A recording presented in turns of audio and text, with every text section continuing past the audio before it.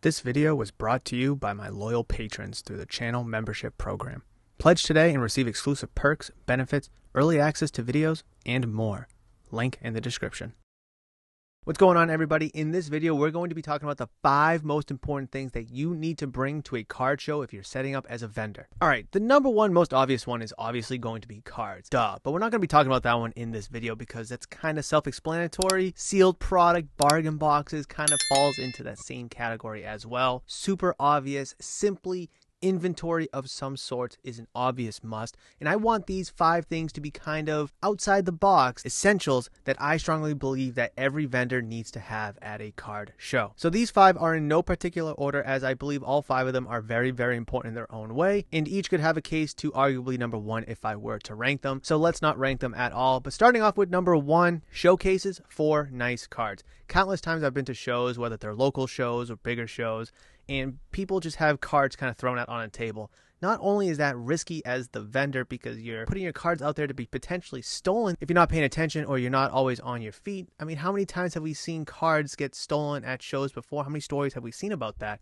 Put them in a nice case, keep it locked. It'll display the cards very, very nicely, regardless the price point. $5 cards, $500 cards. It's going to make your cards look nice. Make it look like it's a premium because it's locked away behind a case. I have to ask to see it, so it must be special in some way, right? It's a psychological effect. Number 2 is cleaning supplies for those cases, but additionally, office-related supplies. Pens, pencils, Sharpies, price tags, price gun, tape even, Scotch tape, masking tape, painter's tape, just any office related supplies that you might think you'll need at a card show. Paper, notebook, I don't know, stapler, I don't know, I don't know, but just office related supplies, because you'll never know what you're going to need on the fly at a card show. If you're trying to make a big deal, you might need a pad of paper and a pen to write down prices of things, or little sticky notes to call this card 100, that card 150, that card 250, as it'll make your negotiating ability a lot easier because you'll be able to keep track of certain prices a lot easier. Again, you'll never know what you'll need at a card show, so having ample office related and cleaning supplies, of course, for those cases are very, very important in my opinion. Number 3, social media QR codes or business cards. Either one here would suffice. I personally use business cards because I have a local card shop, so I need to put the shop's address on there, social media, the website, when the shop is open with our hours on it. There's more things that I need to put on a business card that a QR code simply will not do. However, if you don't have a card shop or you don't have a website or anything like that, QR code will work just fine. Scan the code, it'll bring me right to the social media page that you have it associated with, and I think at least having one or the other displayed for people to look at, scan, take, whatever it may be, is very, very crucial, just to help to get the name out there, because obviously not everyone's going to know who you are. Not everyone knows who I am, but being able to get the name out there, hey, check out my channel, hey, check out my page, hey, check out my website, check out my listings on eBay, whatever it may be, will be very, very beneficial to get your name out there so people can get exposed to you more and more. This next one's actually one that I need to update, and that's tablecloth and signage. Usually I'll have a tablecloth with Murph's Card Town on it and a sign with the shop's name on it, the address, things that we sell, hobby boxes, singles, and obviously check out social media and a website and such like that. Ever since I moved shops, though, I do need to update both of them because it still says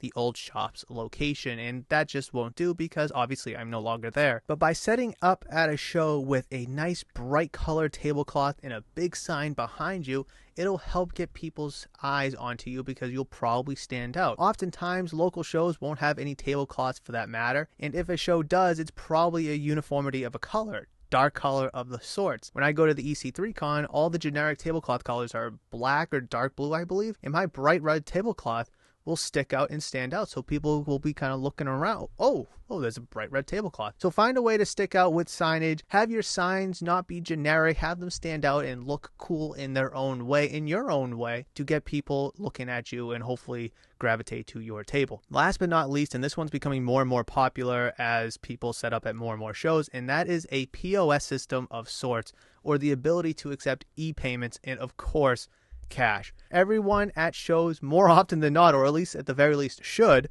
have cash to be able to make change. However, customers go to shows and they may not always have cash. Of course, it's a kind of a commonality, but in 2025, a lot of people aren't carrying cash, and cash is kind of being a thing of the past. Whereas e-payments, Venmo, Cash App, Square, Clover, Zelle, PayPal, whatever it may be, debit, credit is becoming more and more popular at not just card shows, but just events and shows in general, regardless of what the show is about, what the exposition is about, to have the ability to take those e-payments, to process those debit credit cards, and of course to be able to take in cash and be able to make change if needed, is only going to make your ability to sell things much more easier. Because if I'm someone that only has a debit card on me and you can't accept debit, then sorry, we can't make a deal. I'll just go to somebody else that does, or maybe I just won't buy it, period. So to be able to have that ability to accept all forms of payment at the show on the fly is very, very crucial. And that's going to wrap it up for my 5 things that I strongly believe that every vendor needs to have at a card show moving forward, especially now that we're in 2025.